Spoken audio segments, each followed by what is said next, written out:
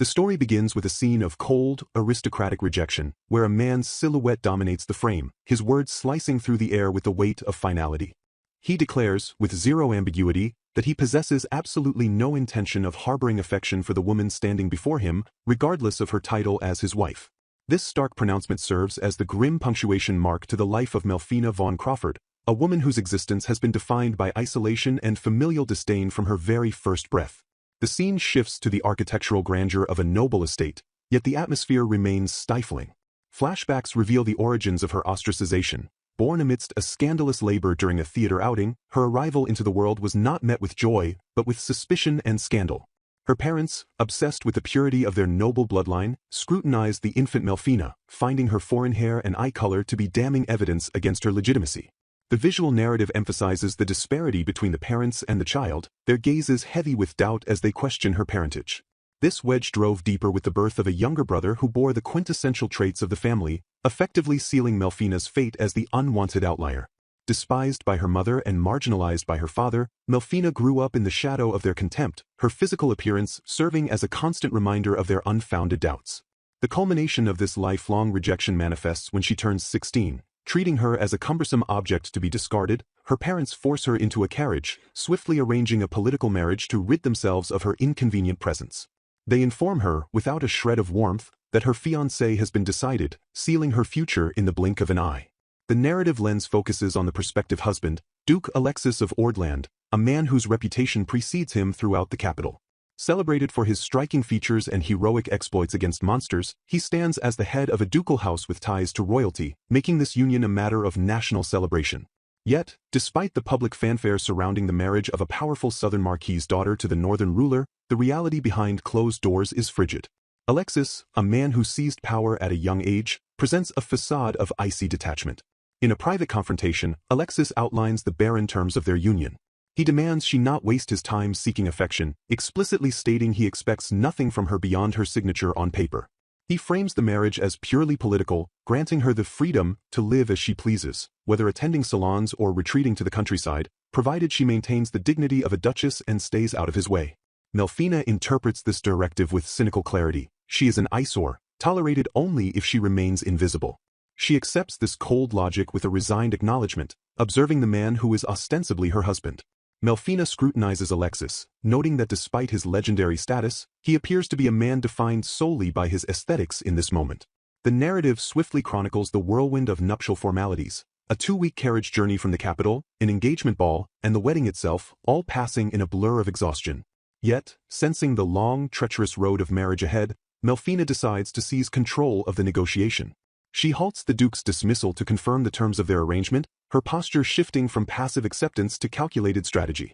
She clarifies the terms: total autonomy to attend social functions, freedom of residence, and a guarantee of non-interference from the Duke. Alexis, seemingly bored but agreeable, consents.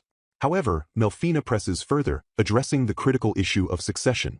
She acknowledges his lack of desire to touch her and bluntly inquires about an heir. Alexis reveals his intent to designate his capable nephew, the son of his late-night brother, as his successor, thereby nullifying the need for biological children between them. Seizing this opening, Melfina proposes a formal waiver of all marital obligations to prevent future conflict, effectively securing her physical autonomy. With the social and physical boundaries established, Melfina plays her final card. She demands ownership of a specific tract of land, the Enka region, a remote territory encompassing Lake Mortrel on the edge of the Duke's domain. Alexis questions her choice, baffled by her desire for such an isolated area. Melfina argues for a quiet life, desiring formal ownership to prevent being displaced at a whim later. She assures him she will respect his position and govern the land without mistreating its people, simply asking for the rights to the seemingly valueless territory. Alexis, seeing no strategic loss, grants her the Enka region. As the agreement concludes, Melfina reflects on the strangeness of fate. She observes Alexis, realizing he likely has a preconceived, erroneous notion of who Melfina is, despite them having only met days prior. Internally, she reconciles her past efforts with her present reality. She recalls working tirelessly to master noble arts, etiquette, dancing, embroidery, music, desperate for her parents' acknowledgement, only to face a wall of indifference. She had once clung to the hope that a husband and children would provide the love her parents withheld, believing that diligence would eventually yield happiness. However, that illusion shattered during the journey to the Ordland domain. The narrative rewinds to the pivotal moment of change. An accident occurred a week before the wedding while traveling from the capital. In the chaos of the crash, Melfina regained memories of a past life in Japan, fundamentally altering her perception of the world. Awakening from the trauma, she found herself surrounded by concerned attendants, but her mind was already processing a new reality. She recognized her world not merely as a kingdom, but as the setting of an otome game she once obsessed over, Maria of the Heart Kingdom. In this game, Melfina von Crawford is not the protagonist but the villainess of Duke Alexis's Northern Route. The game lore dictates that Melfina, appointed as the court tutor to the heroine Maria, becomes consumed by jealousy.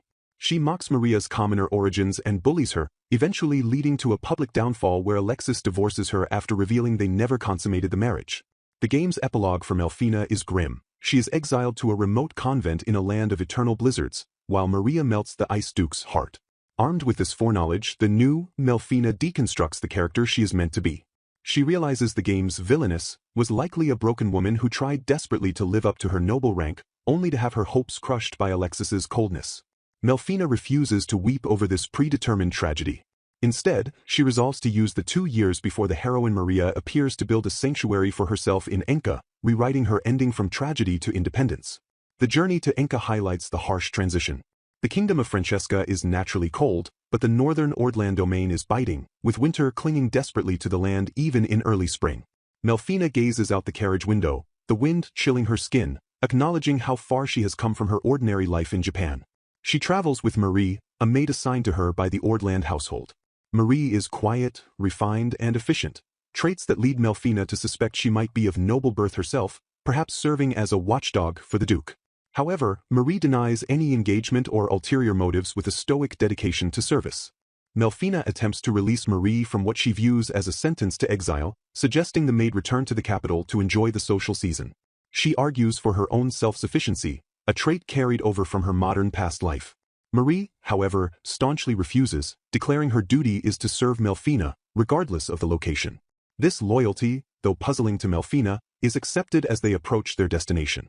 Enka reveals itself as a desolate frontier. It is an undeveloped region bordered by the massive Moraruru forest and Lake Morum, a place so remote that even greedy magistrates avoid governing it. The manor Melfina negotiated for is a dilapidated structure, reflecting the neglect of the region. Despite the bleak surroundings, Melfina steps out, undeterred. She is accompanied by Cedric, a handsome young knight who, in the game's lore, is the commander of the Royal Knights and a capture target. In this reality, he is merely her guard, seemingly demoted to watching the villainess. The arrival is a bustle of activity. 3 hired hands, Ed, Rad, and Cliff, assist with unloading the carriage. Melfina, embracing her role as the new landowner, immediately directs the cleaning efforts. She orders the windows open to air out the musty interior. When Cedric attempts to intervene or assist excessively, Melfina asserts her authority, instructing him to stick close but allowing the laborers to handle the heavy lifting. She promises to pay the workers for their extra time, a gesture that lights up their faces with gratitude. Melfina takes charge of the logistics, sending the men to the village to procure fresh ingredients, vegetables, eggs, seasonings, milk, and meat, while she and Marie inspect the kitchen. She plans to interview and hire permanent staff later but needs immediate help to make the manor habitable for the night. The kitchen inspection reveals a pleasant surprise. Magic tools powered by mana stones serve as the stove and sink, a convenience Melfina notes is pure fantasy logic in an otherwise medieval setting. The narrative then focuses on the domestic arrangements, specifically the sleeping quarters. The manor follows a basic layout with communal spaces on the first floor and bedrooms on the second. Melfina designates the master bedroom for herself and the adjacent room for Marie, adhering to the maid's status as a senior servant. However, a conflict arises regarding Cedric. As a knight, he refuses to sleep on the same floor as the Duchess to avoid any impropriety or scandal.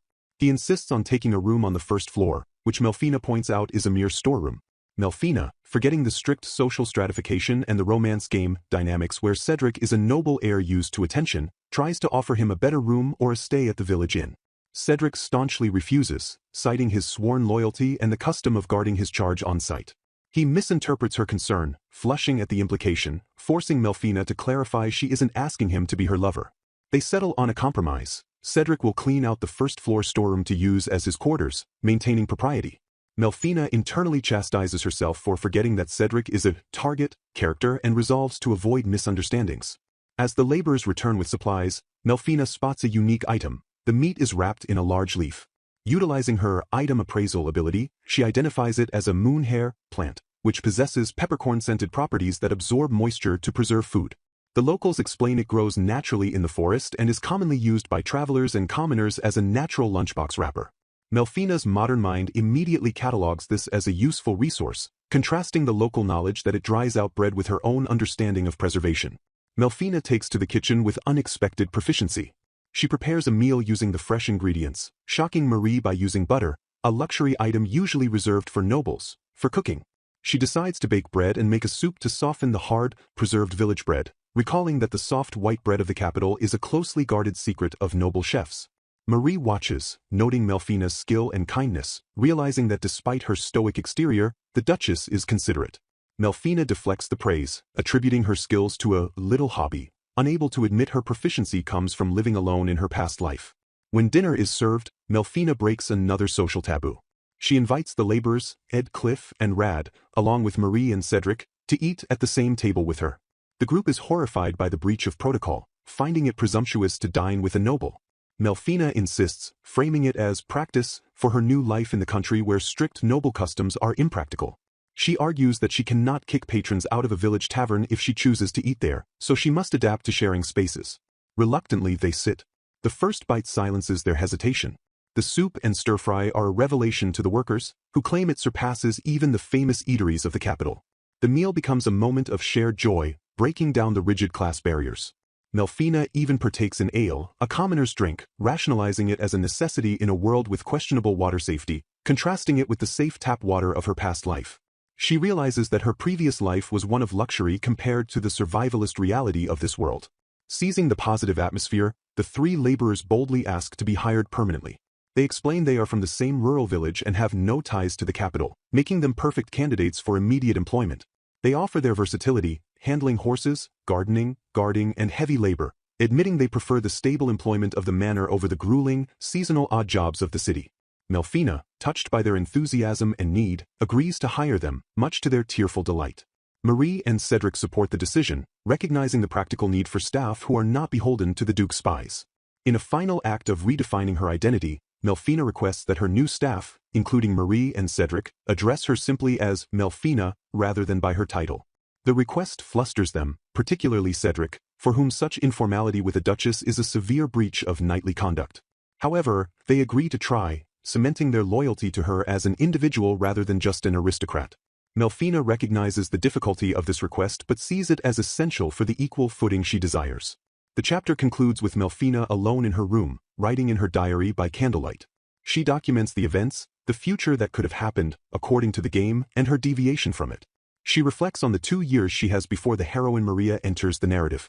Her goal is clear: to use this time to build a foundation of power and security as a feudal lord, utilizing the written grant of the Enka region to ensure she cannot be discarded. She resolves to reject the tragic script written for her, declaring she no longer wants the love of those who rejected her. Instead, she will forge her own happiness and peace, living freely beyond the reach of the Duke and her family. The interior of a rustic dwelling in Anchor Village, where the weight of winter still hangs heavy in the air, reluctant to yield to the encroaching spring. An elderly man with a long, flowing beard, Lutz, the village chief, stares at a missive with eyes weary from years of hardship, processing the sudden and unsettling news that the new lord is coming. The announcement sends a ripple of anxiety through the room as the villagers grapple with the logistical impossibility of the request. They question if the lord expects the manor to be cleaned by the time of arrival, a task that seems insurmountable given the season. Usually, the rhythm of noble visits is predictable, occurring in the summer to coincide with the wheat harvest, but this arrival disrupts the natural order, occurring while the frost has barely melted. The chief contemplates the state of the lord's manor, a structure that has stood dormant and unused for so long it has become a ghost in their midst. He calculates that they might be able to clean it only after the pressing labor of planting spring seed potatoes is complete, highlighting the delicate balance of survival that dictates their lives.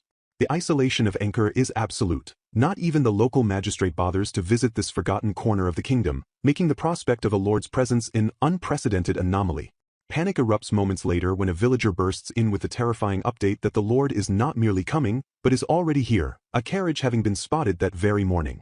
The chief's face drains of color as the reality sets in, his mind racing to the unready state of the manor.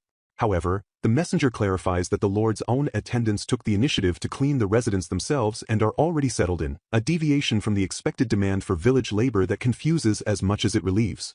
Despite this small mercy, a pall of terror descends upon the room.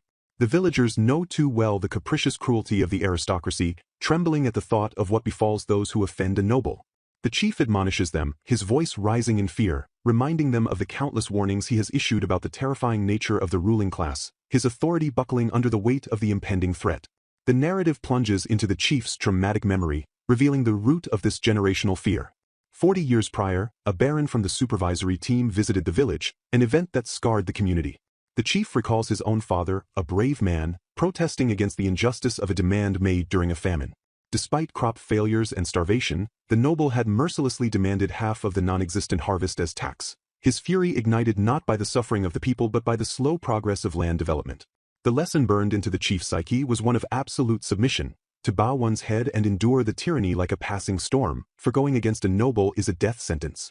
The memory ends with the tragic image of his father sacrificing himself, leaving the village in his son's care, a legacy of survival through silence.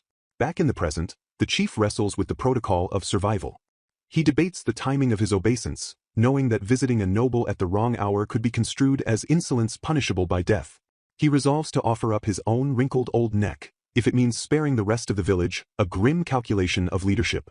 He mulls over the aristocrat's schedule, noting they typically work in the mornings and relax in the afternoons, making a disturbance before noon dangerous.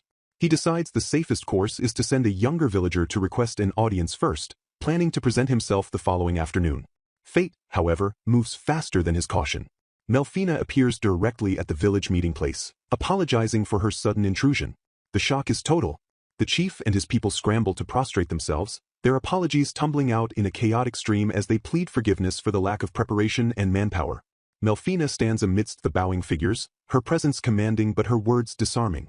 She is accompanied by Cedric, who watches the scene with a knight's stoic observance. The chief, trembling, acknowledges her as the lady of the house, his fear palpable. Melfina wastes no time on formalities or punishments. She pivots immediately to business, stating her intention to develop the western lands and her desire to utilize the nearby serf village for this purpose. The chief is taken aback, confused by her request to discuss the matter with him first, as serfs are technically property of the village and thus subject to her will regardless. He grants her permission to proceed however she sees fit, his posture still one of abject submission. Melfina presses for details on the current labor distribution. The chief explains that the serfs are used not only for new development but also for maintaining existing fields. He assures her that the fields around the main village are manageable with the current villagers and tenant farmers, implying that the serfs are an expendable resource for her projects. However, he adds a cautious note, warning that expanding the fields would be fine, but working the serfs to death would cause trouble for the existing agriculture. Melfina absorbs this, confirming she will borrow the serf village. Her questioning then takes a sharp, pragmatic turn that baffles the elder. She inquires about the fate of the wheat straw left over after the harvest.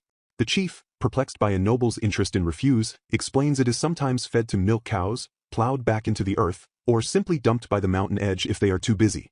He mentions it serves minor utility for repairing houses, bedding, or weaving baskets, but the vast majority is treated as surplus waste.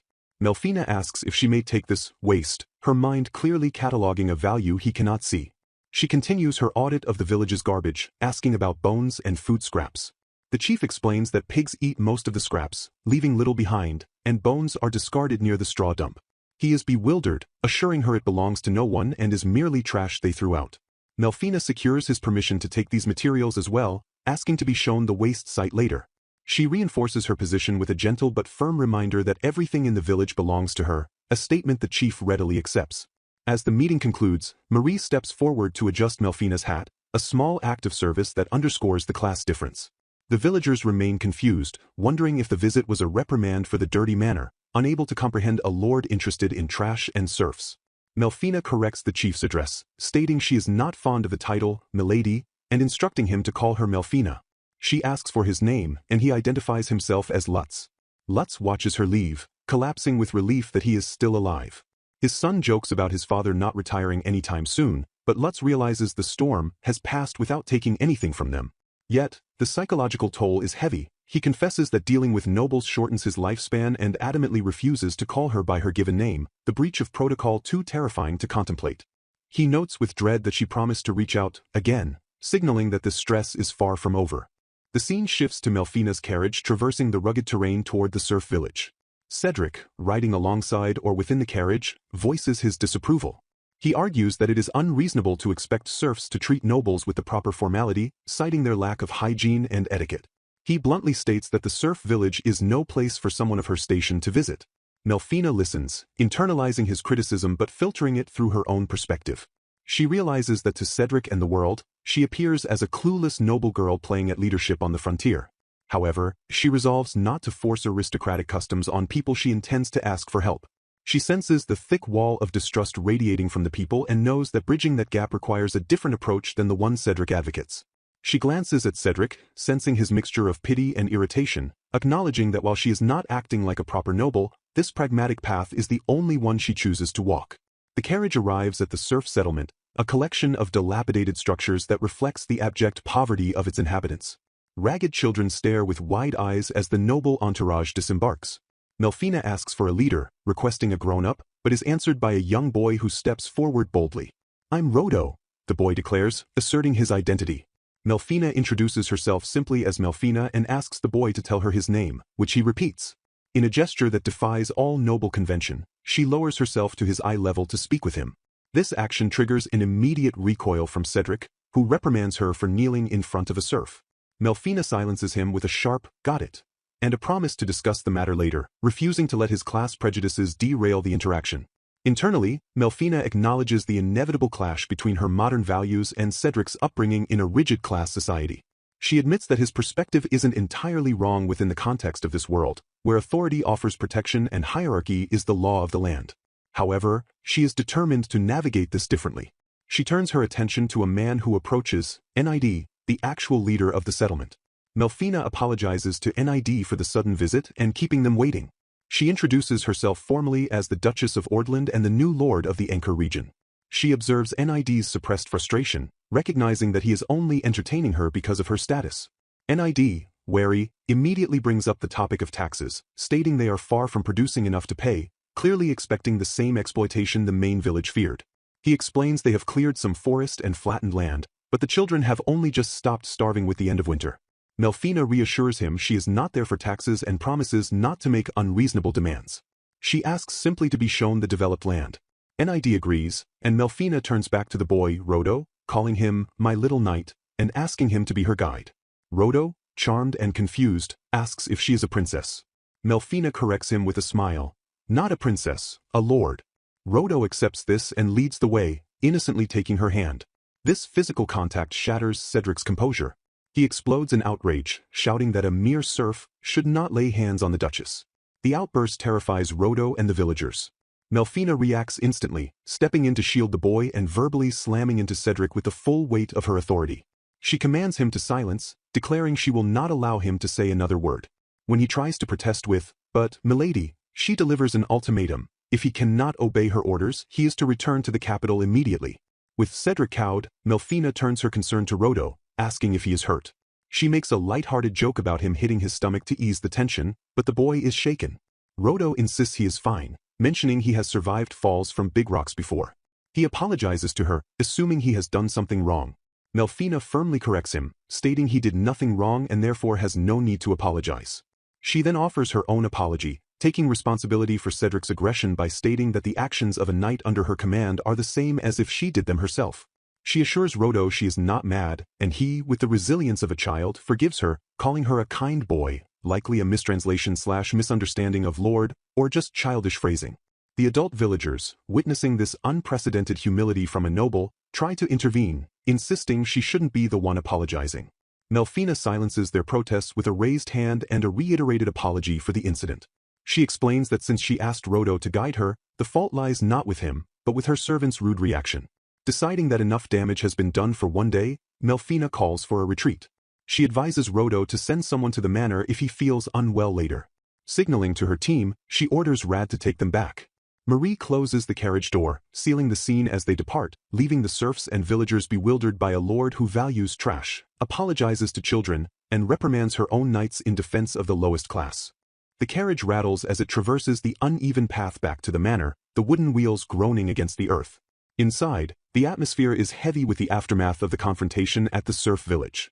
Melfina sits resolutely, her gaze fixed forward, determining that regardless of external opinions, she will not alter her course of action. The silence breaks when she questions Marie, asking if the maid also believes her actions were erroneous or mistaken. Melfina declares a quiet indifference to the judgment of others, her resolve hardened by the recovery of her past life memories.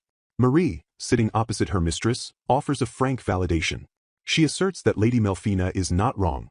However, Marie admits she never anticipated that exercising one's rights would result in someone getting hurt, alluding to the friction with Cedric.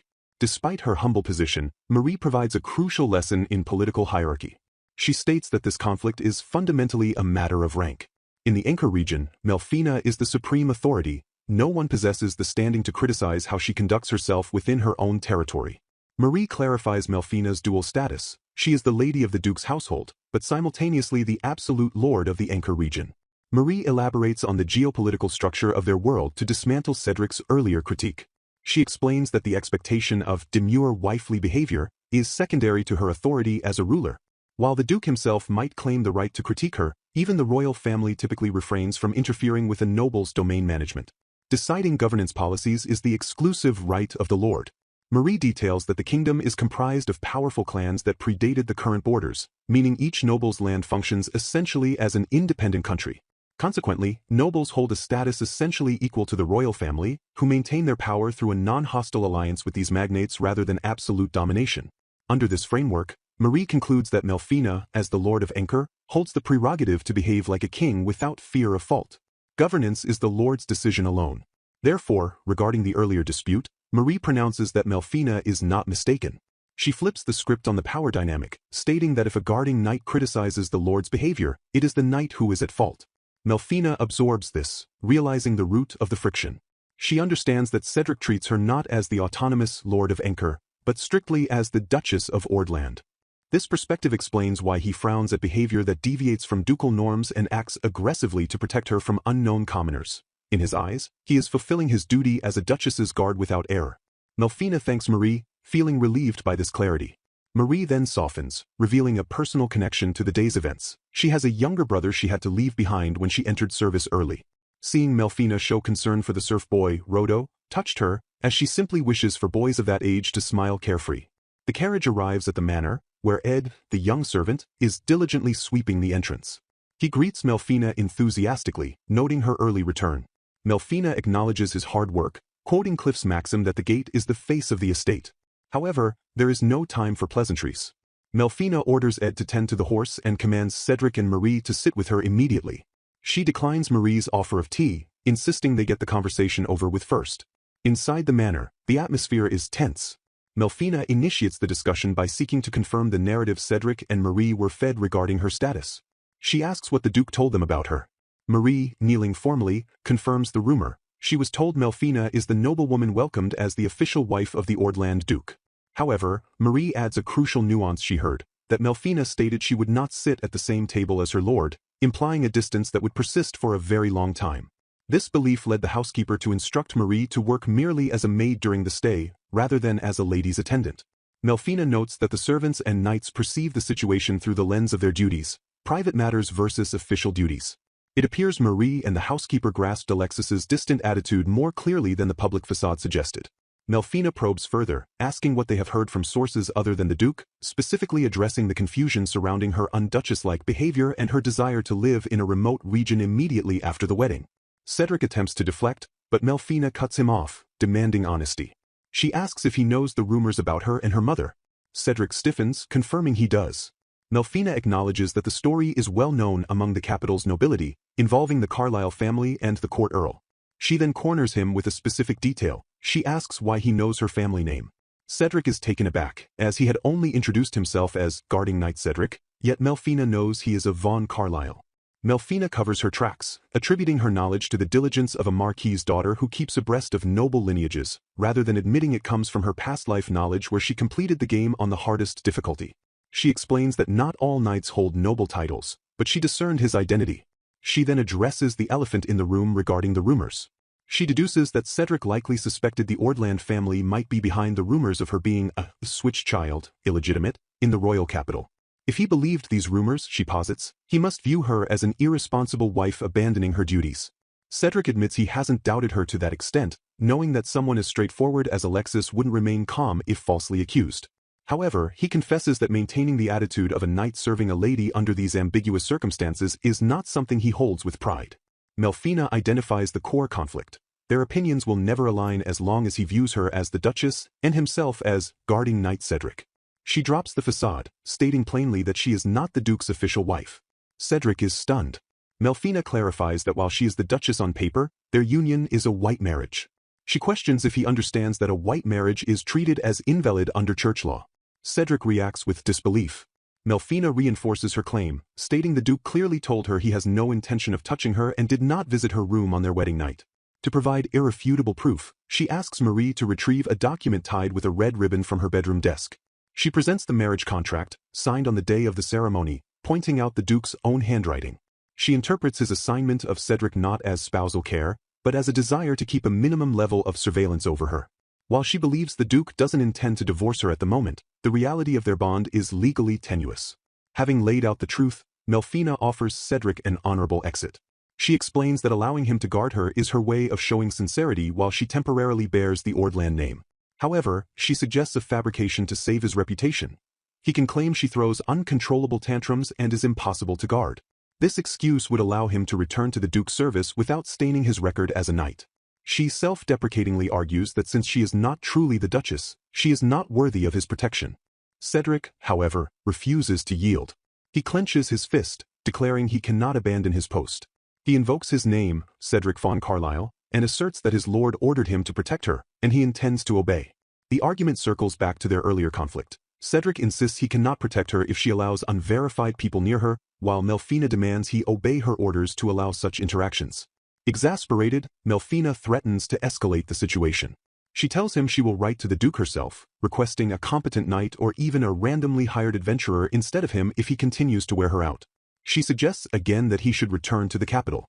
Faced with this ultimatum, Cedric falters, asking for a little time to think, acknowledging the harshness of being forced to decide immediately.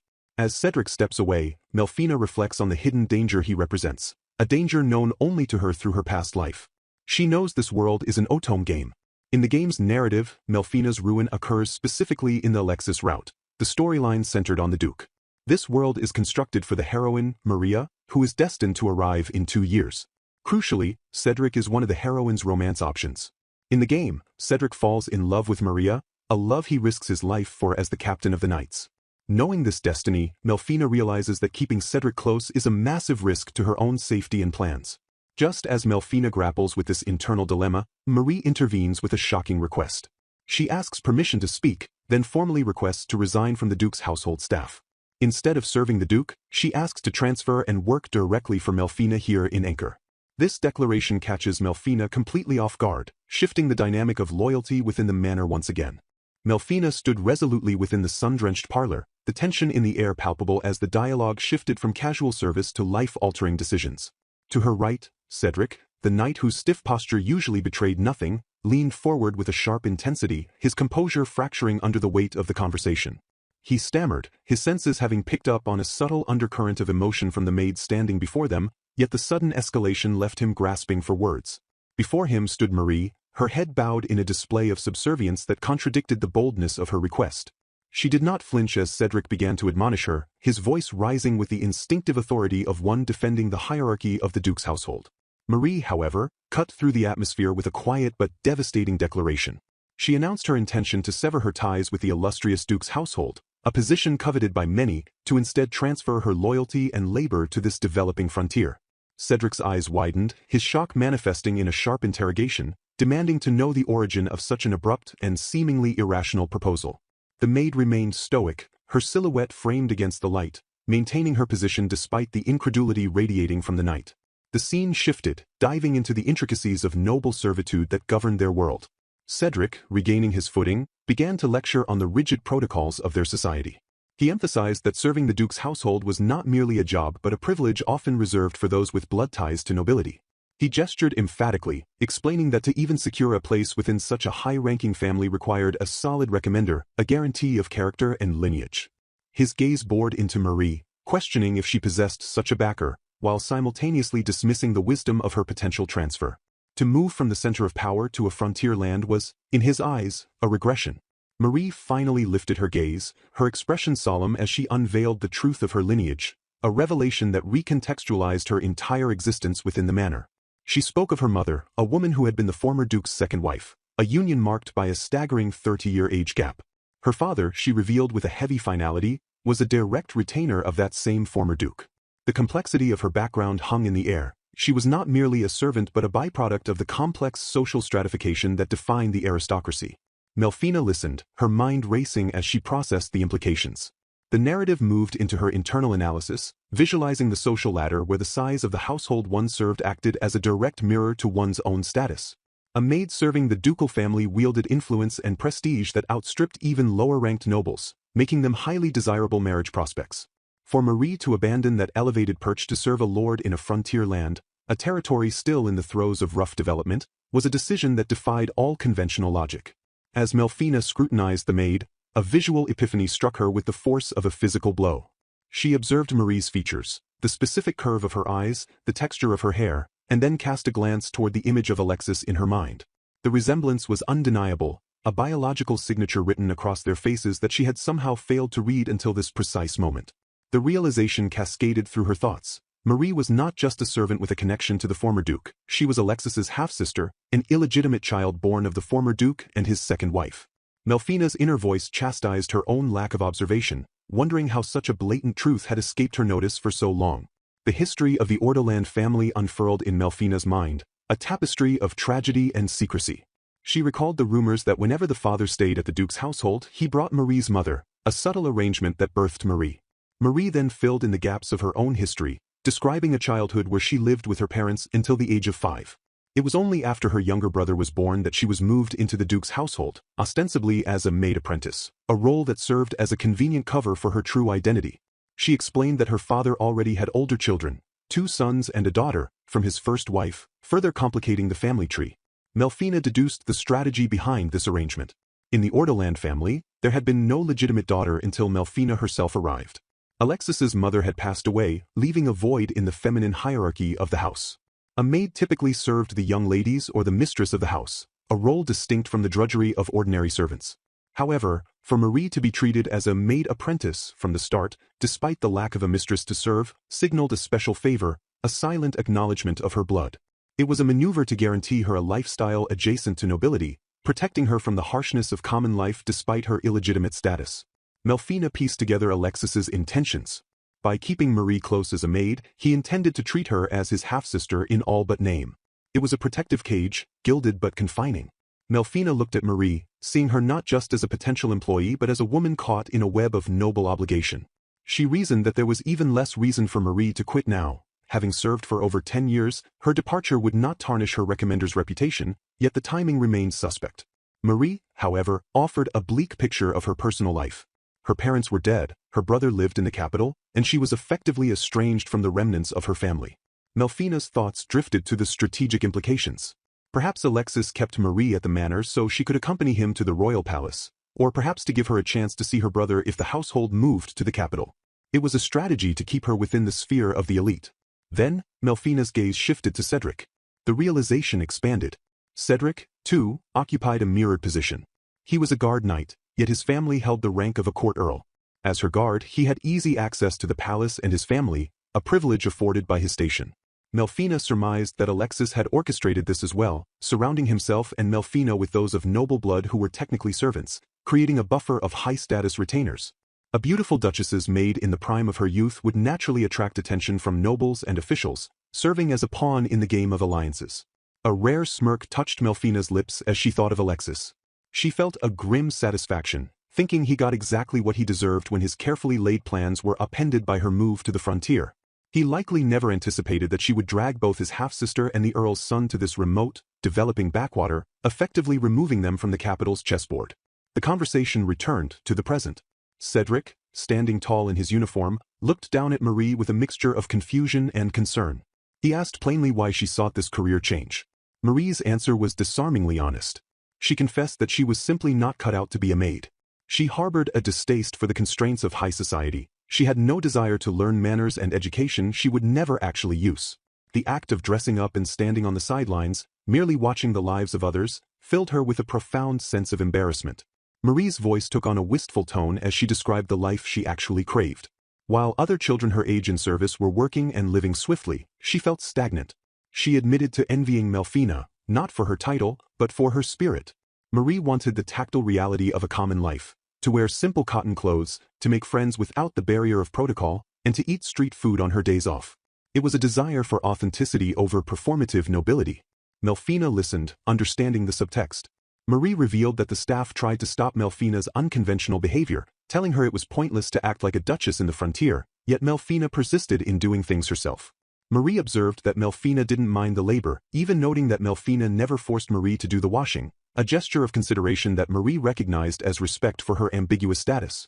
This behavior, this freedom to act unbound by the rigid expectations of a duchess, was what Marie envied. Melfina internalized this praise, her mind wandering into a philosophical critique of their society. She mused that bestowing a title of young lady on someone who isn't one is effectively an insult to those who truly hold the position. Similarly, for a noble husband to tell his wife to do whatever she wants was a dismissal, not a liberation. She looked at Marie and thought that there was truly nothing to envy in her position. Melfina analyzed Marie's romantic prospects with cold pragmatism. If Marie married a commoner, she would lower the value of the duke's household's unmarried servants. If she married a noble, she would forever be seen as a commoner servant who was merely accepted by the aristocracy, never truly becoming a duke's daughter. It was a luxurious worry, a nuisance of a golden cage. The narrative then plunged into the depths of Melfina's memory, accessing the knowledge of her past life. She recalled the 16 years she had lived as Melfina, overlaying it with the awareness that this was an Otome game world. Yet the reality was visceral.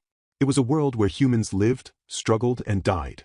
Outside the gilded bubbles of nobility, the commoners faced poverty. The right to wear fine clothes and eat good food was a privilege won through blood or coin, not a guarantee. Melfina knew the meaning of poverty, not materially, but in spirit. A visual dichotomy formed in her mind. She pictured the original Melfina, a figure of shadows and desperate pride. The original Melfina had been unloved by her parents, holding on to her status as a noblewoman because it was the only shield she had against her loneliness. She had studied hard, acting the part she was born to play, only to be eclipsed by the arrival of the innocent and beautiful saint, Maria. The flashback intensified, showing the tragic script of the game. The original Melfina, despite her efforts and education, was rejected by the man who became her husband immediately after their wedding.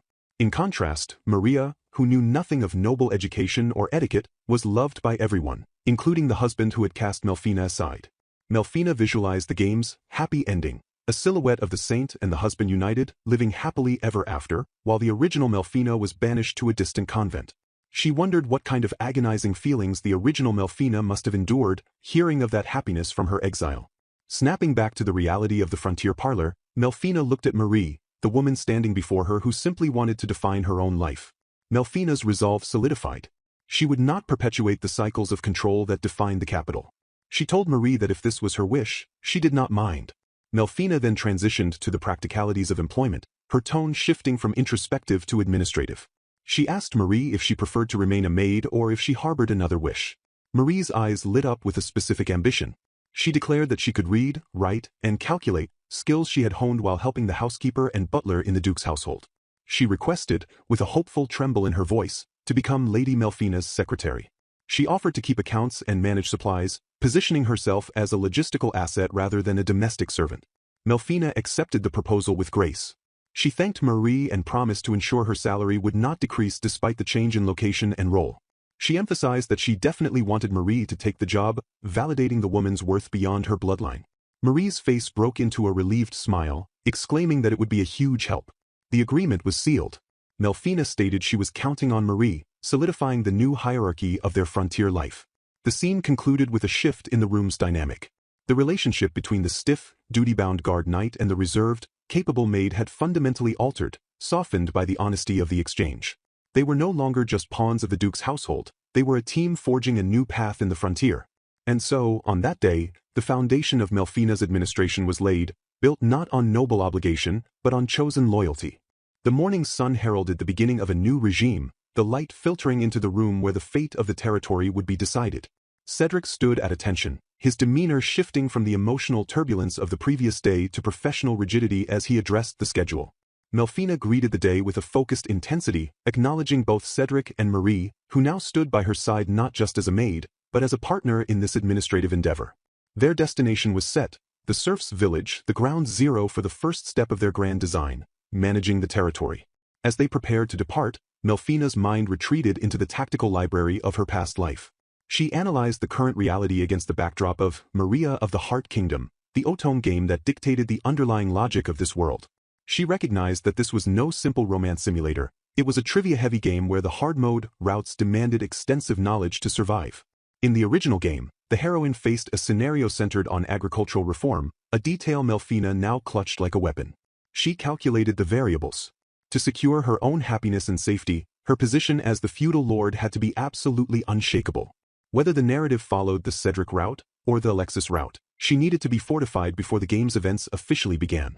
She admitted to herself that she had never managed a territory in her past life, yet resignation was not an option. She had no choice but to try, hoping her encyclopedic game knowledge would bridge the gap between theory and reality. Upon arriving at the village, Melfina immediately halted the existing operations. She commanded the serfs to stop clearing the forest, a directive that confused the laborers who were accustomed to inefficient toil. She ordered them to pivot, instructing them to only gather lumber for the time being, reasoning that cutting down thick trees was heavy work that consumed too much time they did not have. Her eyes scanned the settlement, searching for a writing desk to organize her plans, but the reality of the serfs' poverty stared back at her. The villagers explained their lack of furniture with a dull acceptance.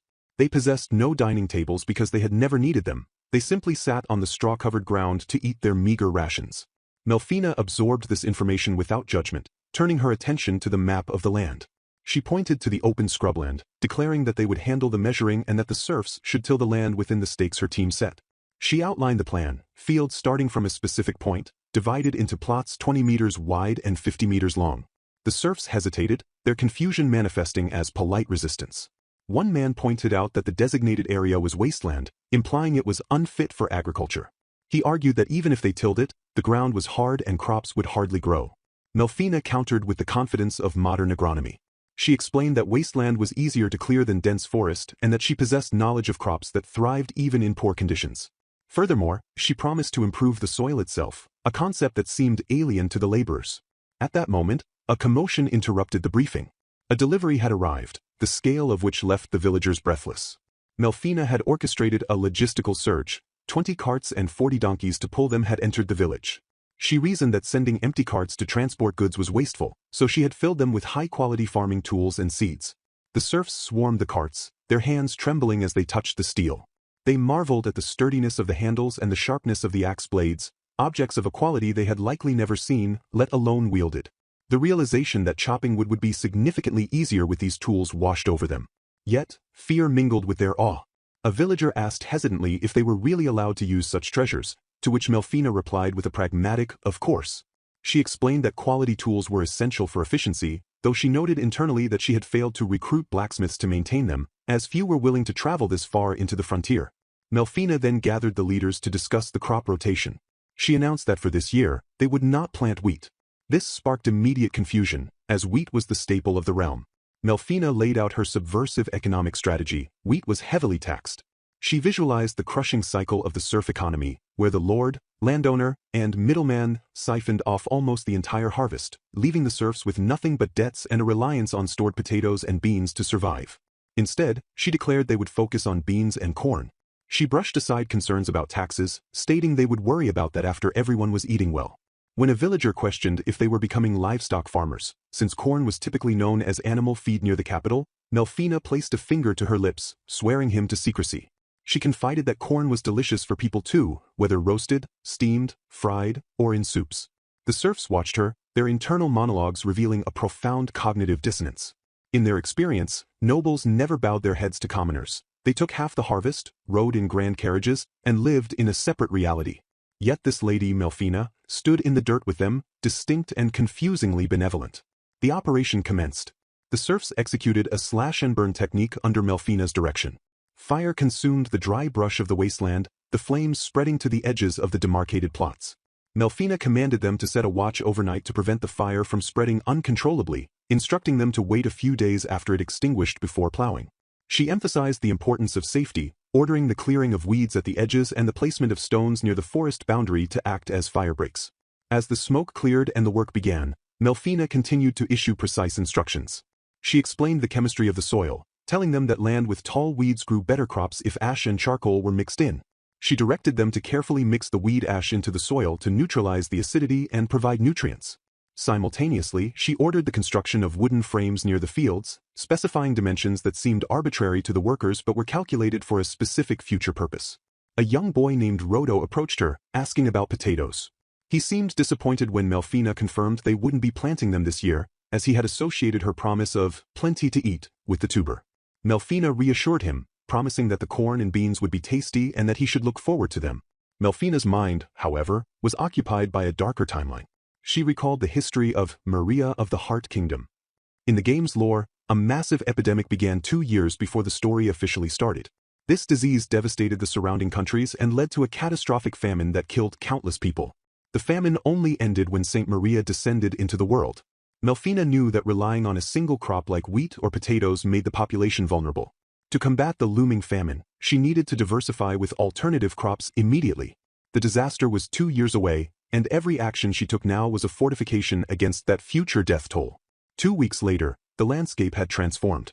The slash-and-burn phase was complete, and the wasteland near the village had been turned into plowed fields. Melfina observed the progress, noting that it was moving more smoothly than she had expected.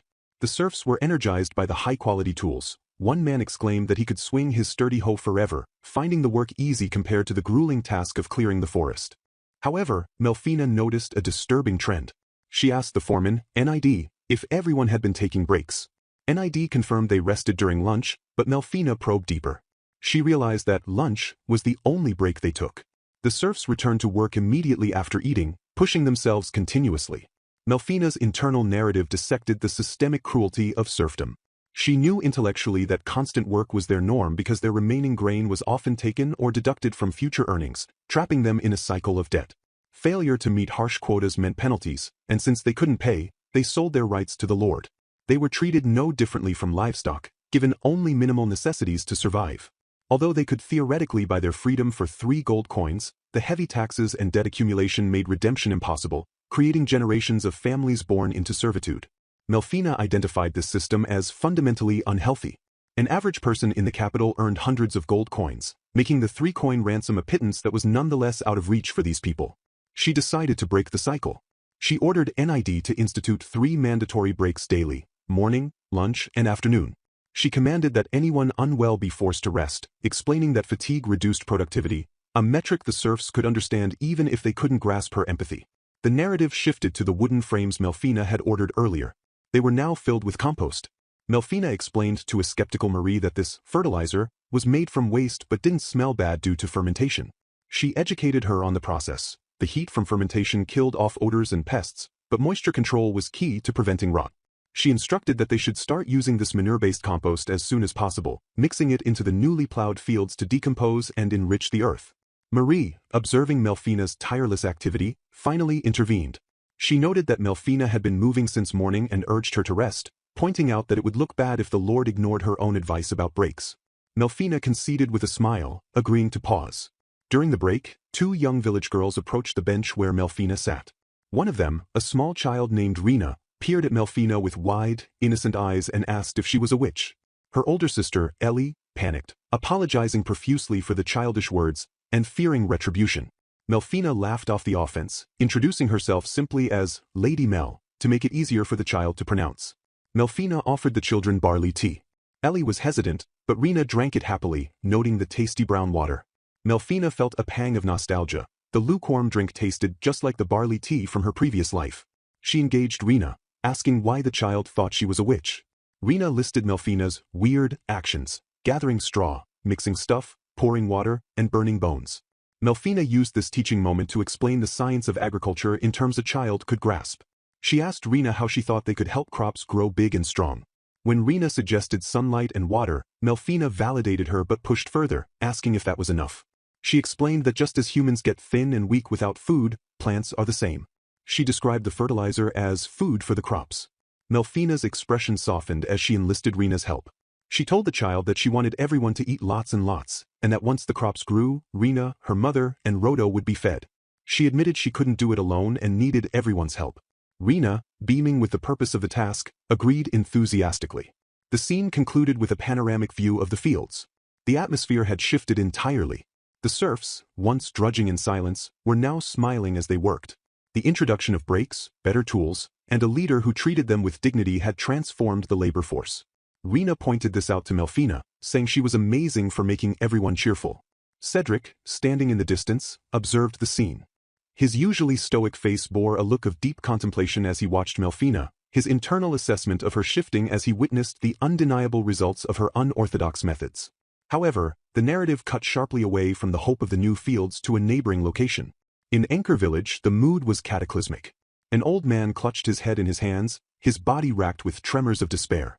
He stared at the ground, sweat pouring down his face, as he uttered a broken question into the void, "What am I supposed to do?" The juxtaposition of Melfina's success and this stranger's utter ruin hung in the air, a foreshadowing that the challenges of the frontier were far from over. The interior of a rustic dwelling in Anchor Village, where the air hung heavy with the tension of a message undelivered. Ed, a young boy with nervous eyes, stood before Lutz, the village chief, attempting to relay a communication from the new lord.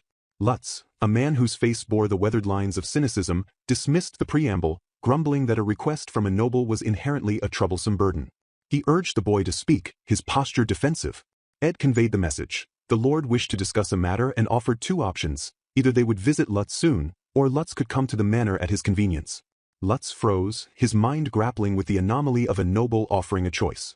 In his experience, the right answer to a noble's request shifted like the wind, dependent entirely on their volatile moods. He analyzed the trap. Sometimes, dropping everything to rush to the manor was expected, yet arriving with a peasant boy could be construed as an insult. Lutz queried the boy's identity, and Ed introduced himself brightly, explaining he had been living at the manor since the other day. The chief tried to strategize, asking if he should request a specific day from the lord to minimize offense. Ed, innocent to the political minefield, suggested going right away or simply whenever the lord was free. Lutz shot this down immediately as strange, unable to comprehend a noble with free time. Ed countered, revealing that Lady Melfina was incredibly busy morning and noon, implying her schedule was packed with labor, not leisure. He noted that without Marie's intervention, the lord worked nonstop, a revelation that stunned Lutz, who believed nobles lived lives of idle luxury. Ed elaborated on the domestic reality of the manor. He described Melfina conducting complicated financial talks with her secretary, reviewing balance reports, merchant estimates, and transaction settlements in the mornings. Lutz listened, his skepticism chipping away as Ed continued. The boy boasted that Melfina was teaching him to cook and that she prepared lunch herself alongside Marie.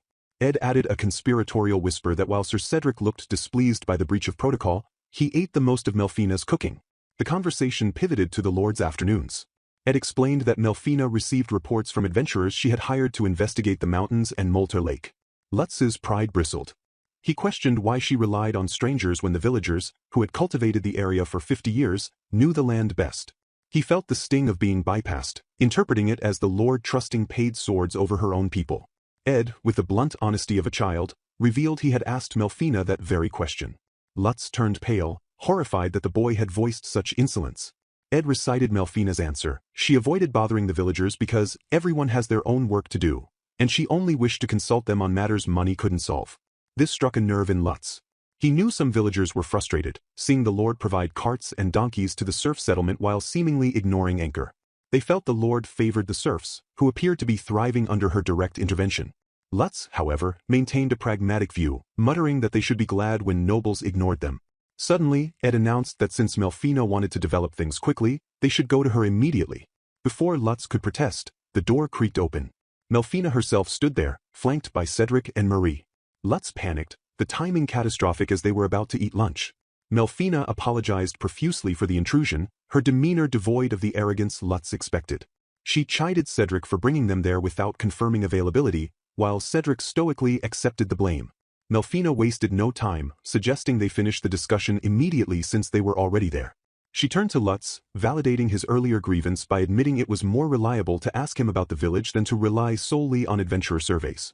She requested a status report on the crops. Lutz, shifting into his role as chief, reported that aside from wheat, they grew vegetables and potatoes, with 70% of their fields dedicated to the latter. The discussion moved to livestock. Lutz confirmed the village population was around 200 and that they kept about 70 pigs. He explained that households with babies built fences, but otherwise, the pigs roamed free. Melfina expressed surprise at seeing pigs wandering the settlement. Lutz explained the pioneer logic. Pigs were omnivores that grew even if left alone. They were a survival mechanism, slaughtered when the snow came. If a pig damaged a field, the owner of the field was responsible for fencing it out, not the pig owner. Melfina analyzed this system instantly. It was a fence law paradigm, rooted in the belief that land settled by a pioneer group began as communal property. Even after division, the onus of protection fell on the landowner, not the livestock owner. However, she saw the flaws. She announced her plan to eventually require all pigs to be kept in sties. Lutz hesitated, citing the cost of building and maintaining sties, as well as the burden of preparing feed. Melfina countered with a multifaceted argument. First, free-ranging was unsanitary. Second, roaming pigs were vulnerable to wild animals and posed a danger to children. She acknowledged the resistance to breaking custom but was firm. Internally, she likened the free-range system to garbage trucks stopping in her previous life. Without a waste management system, the pigs acting as disposal, sanitation would collapse, especially with a famine looming. She proposed a radical economic incentive. She would take responsibility for building the pigsties. For 3 years after the ban, she would pay a holding fee to the villagers for the pigs they deposited. They retained ownership and could slaughter or breed them, but the lord would subsidize the transition. She clarified the rules to prevent abuse. The holding fee wouldn't be the sole purpose. It was a rotating contract of up to 6 months per pig. If they exceeded the time or limits, they would pay her. Lutz, overwhelmed by the generosity and logic, agreed to spread the word, though he admitted he felt like he was being bullied by her overwhelming preparedness. Melfina pressed on to the next topic, chickens. She wanted to buy their manure. Lutz was flabbergasted that a noble would pay for droppings. Melfina explained the method. She would spread rice husks on the coop floors and buy the mixture at set intervals. She then revealed her intent to build a ranch and barns under direct control to increase chicken numbers, citing their utility and the high phosphorus content of their manure, the best among animal fertilizers. She instructed Marie to arrange for craftsmen to fence the land for the pig farm and build sties immediately, prioritizing this before the heavy rains arrived.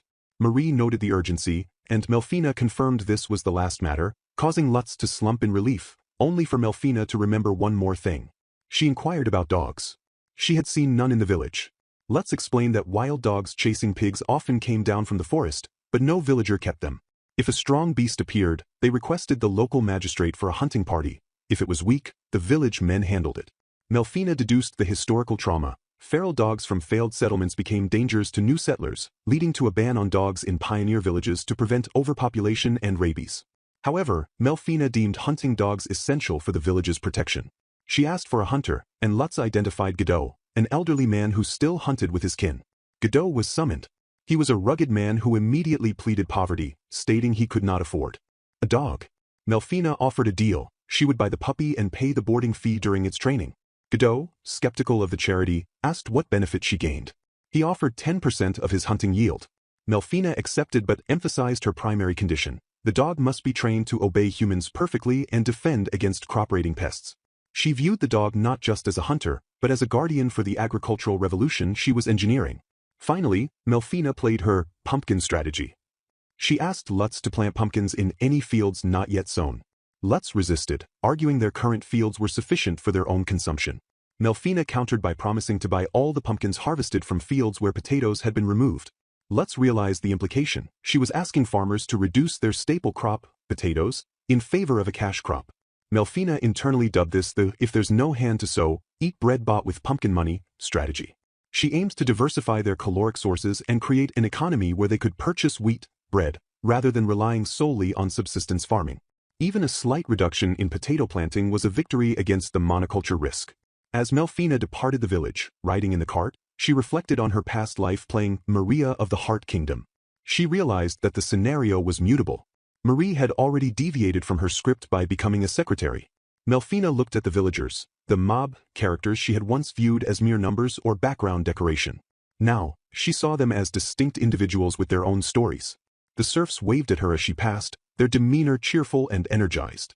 They reported that they had finished making the fields all the way to the horizon. One serf marveled that the flat land would soon turn into food. Melfina watched 2 children, Rena and her brother, playing nearby. The sight solidified a growing feeling within her. She resolved that she would not let them starve. Her determination hardened. She was their lord, and she would do whatever was necessary to protect the people of this land from the encroaching doom of the game's timeline.